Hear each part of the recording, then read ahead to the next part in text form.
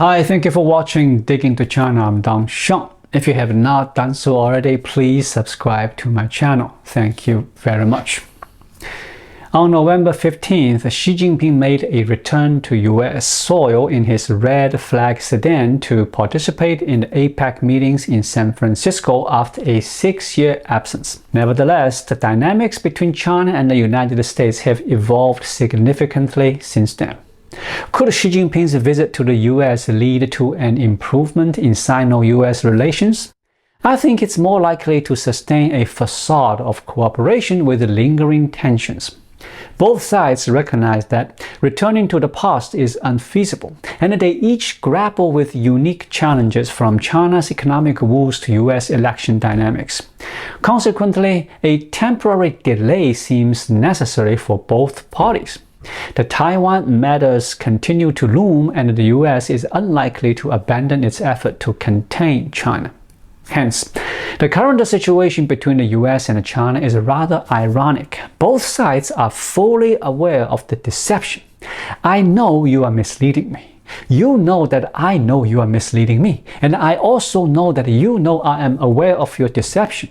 However, owing to practical considerations, there is a necessity to prolong the process and buy some time. In a situation where both sides are aware that the other is putting on a show, they must continue to act while pretending to be happy about it. Why did Xi Jinping, despite his lofty status, decide to visit the United States in person? And why did he not receive the customary red carpet treatment upon landing in San Francisco? It's possible that Xi Jinping's close confidants influenced his decision, or it could be the challenging economic conditions in China forcing him to personally engage with the United States, or perhaps a combination of both factors. Convincing Xi Jinping to make a personal visit to the United States is undoubtedly a challenging feat. Hence, it seems probable that the ongoing economic crisis in China has reached a crucial juncture, compelling Xi Jinping to prioritize the urgent task of rescuing the Chinese economy over the political tensions surrounding Biden's upcoming election. This pressing need clarifies the timing of Xi Jinping's visit to the United States, as otherwise it would have been Biden embarking on a diplomatic journey to Beijing. How did Xi Jinping end up in such an economic quagmire, leading to a catastrophic failure that dragged the Chinese economy into irreparable depths? Even though Xi Jinping is considered the most skilled historical figure in reversing China's course, he must have had assistance in navigating the complex path that ultimately resulted in this economic disaster. Today, let's delve into an analysis for how Xi Jinping found himself in this colossal economic pit. The economic abyss, to be accurate, wasn't crafted by an individual, but rather by a collective known as the financial gang. They set their trap in the year 2015. When referring to 2015, the stock market crash inevitably comes into view. I believe that the stock market crash constituted a financial coup orchestrated by the financial gang against Xi Jinping. The most overt evidence lies in the fact that the stock market crash unfolded on June 15, precisely on Xi Jinping's birthday. This occurrence couldn't be clearer in conveying their motives.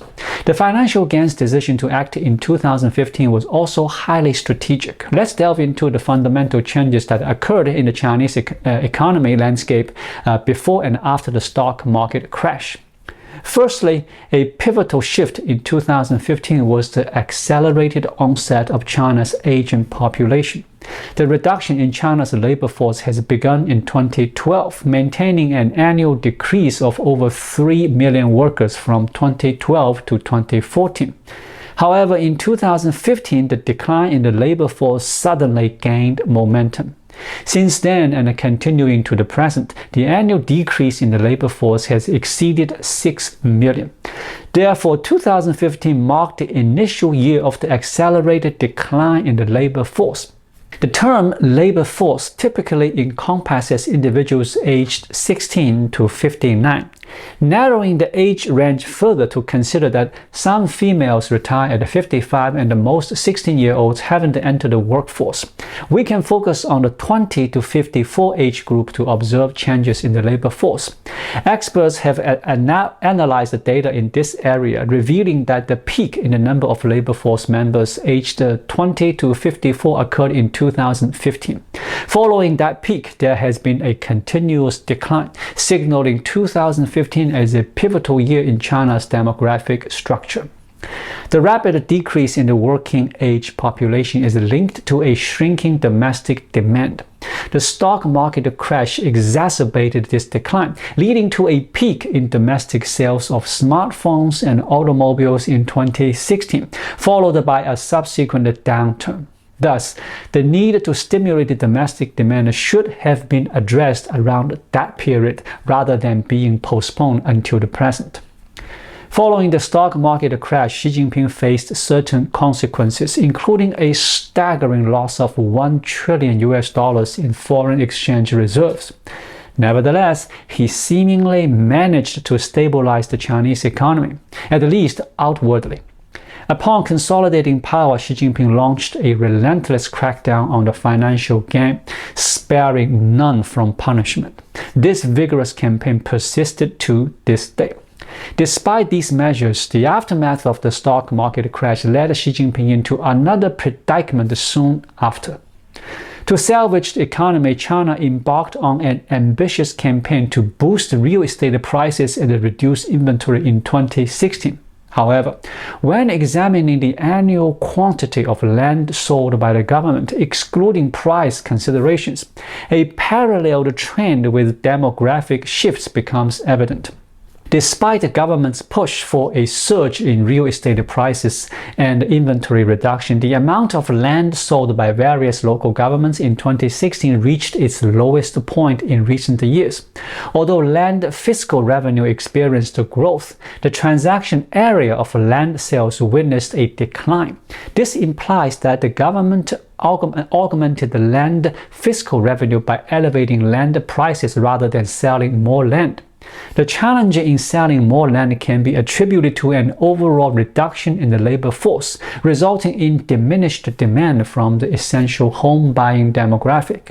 Thus, the ostensibly real estate-focused strategy primarily aimed to offset the decline in quantity by inflating land prices, ensuring a continued upward trajectory in local land sales revenue.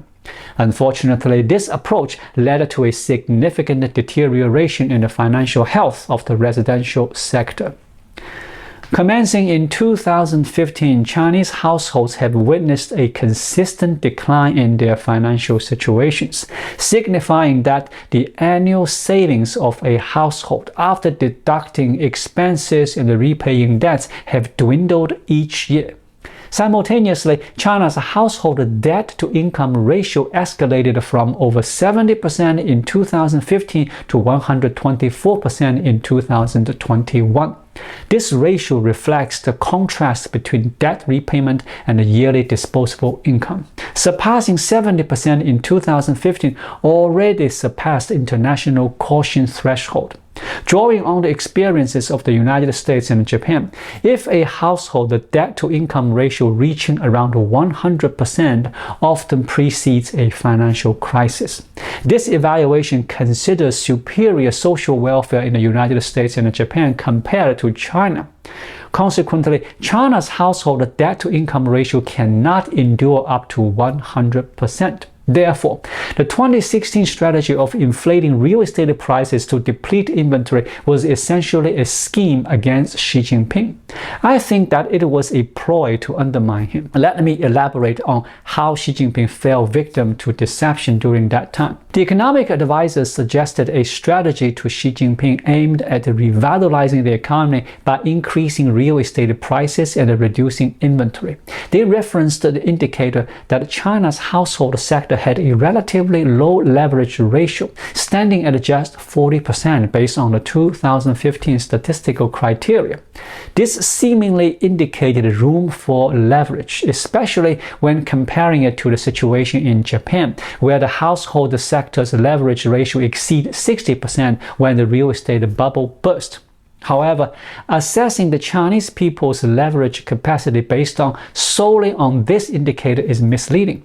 The key issue is that the disposable income of the Chinese people holds a disproportionately low share of the GDP. Consequently, the proportion of household debt to GDP should not be considered in isolation. Income factors must be considered. Therefore, in 2015, despite China's household leverage ratio being 40%, the household debt-to-income ratio surpassed 70%, introducing a contradiction between these two data sets. Examining it from the perspective of individual incomes, the actual debt burden is substantial. Though when viewed in the context of GDP, it seems relatively modest. This discrepancy arises from the fact that the portion of China's GDP allocated to its citizens is notably limited. Consequently, the initiative to increase real estate price and reduce inventory in 2016 based solely on the household leverage ratio proves to be misleading. It fails to consider the genuine debt-bearing capacity of the Chinese people, which is significantly lower than that of advanced economies such as Japan and the United States. The ensuing result is the prevalent phenomenon we witness today, a collective embrace of a more passive lifestyle lying flat among the Chinese population. Looking back at 2015, it may seem that the financial gains attempt at a coup failed. However, upon revisiting economic data from those years, it becomes apparent that crucial indicators shaping the underlying logic of the Chinese economy started to decline after the stock market crash. Economic realities governed by objective laws cannot be easily altered by human intervention or solely through government control. Therefore, even with Xi Jinping's current visit to the United States aimed at improving Sino-US relations, it appears to be futile.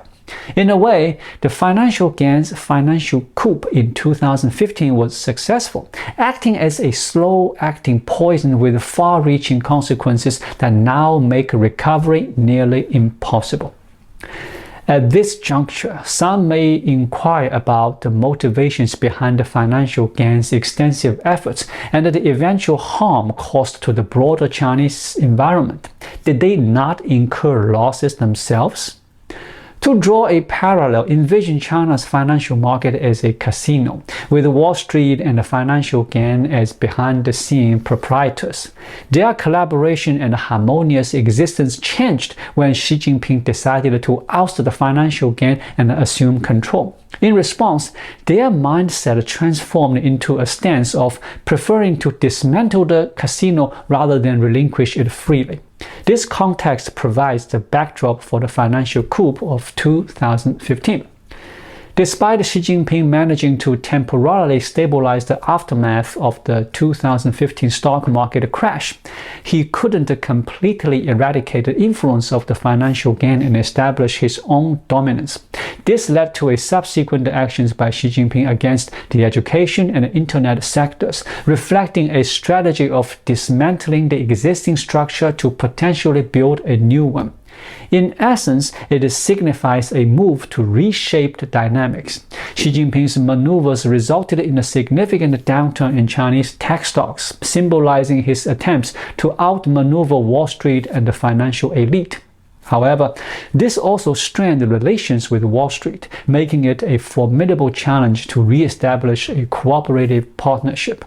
The United States perceives Xi Jinping's ambition as not merely for personal gain, but as a threat to the existing world order, challenging established norms and values in a way that the US finds unacceptable. Let's refocus on the Chinese economic landscape. Professor Gu Chaoming, an authority on Japan's economic challenges, introduced the concept of a balance sheet recession. His research unveiled a pattern where, in Japan, after the collapse of the real estate bubble, the corporate sector would proactively reduce leverage, with the household sector following suit 6 years later. Examining China's situation, we observe that the household deleveraging commenced in 2022, aligning with the start of corporate deleveraging in 2016. The State Council's issuance of document number 54 in September 2016 specifically guided the corporate sector in deleveraging.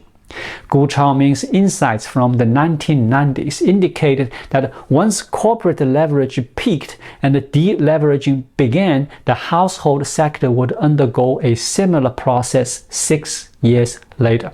Hence, by 2016, Xi Jinping should have recognized the option to employ strategies like inventory reduction through price increases, shifting corporate leverage to households. However, this also implied that China's economy had only 6 more years of respite. Reflecting on the past, it becomes evident that Xi Jinping lacked awareness of this situation. He wasted the vital 6 years meant for rescuing the Chinese economy. This raises questions about who proposed the strategy of inventory reduction through price increases to Xi Jinping and who failed to forewarn him about the looming crisis. Could this person possibly be the late Premier Li Keqiang? Undoubtedly, at this juncture, Xi Jinping must have come to terms with the harsh reality of how thoroughly he was deceived, ensnared in a meticulously planned trap. The financial gang executed a financial coup, cleverly named the stock market crash, which directly depleted Xi Jinping's $1 trillion in foreign exchange reserves, plunging the Chinese economy into a recession. Subsequently, they advised Xi Jinping to leverage the household sector by utilizing real estate to revive the economy, conveniently omitting that this revival had a finite lifespan of a maximum of 6 years. Thus, while the financial gang may not have initially aimed to oust Xi Jinping with the stock market crash in 2015, they undoubtedly knew that even if he weathered the crash, he would inevitably succumb to the ironclad grip of natural economic laws looming in 2022. Some objective laws are beyond human control, as evidenced by the collective lying flat stance of the Chinese populace today, a stark reminder that even the mighty, like the Communist Party, can be defeated by the established principles of economic laws. In the end, the span of 6 years has passed, and Xi Jinping, aside from taking out his frustration on individuals associated with the financial game, finds himself unable to discover a remedy to rescue the Chinese economy. We observe figures like Tian Huiyu, the head of China Merchants Bank and one of the leaders during the stock market crash, being apprehended for a mere 200 million yuan embezzlement. This year stands out as the most impactful in terms of anti-corruption efforts in the financial sector, with 87 high-ranking officials detained, including those from the People's Bank of China, China Securities Regulatory Commission, and the China Banking Regulatory Commission. Undoubtedly, this is Xi Jinping settling scores for the 2015 stock market crash, as he has practically purged all leadership from that period, if we include Li Keqiang, who may have played a role in undermining him in economic policies at that time. Xi Jinping seems to have completed his revenge. However, while individuals can be captured and even eliminated, the economic chaos still necessitates Xi Jinping to address the aftermath. Hence, Xi Jinping is belatedly considering improving relations with the United States. Nevertheless, as the saying goes, external forces cannot alter inherent laws. China is destined for an extended period of debt repayment before anticipating the next economic resurgence, and this repayment phase is likely to surpass Japan's 30-year span. Thank you for watching. Please leave a comment and subscribe to my channel. Just click the subscribe button right here. I'll see you again shortly. Until then, be well.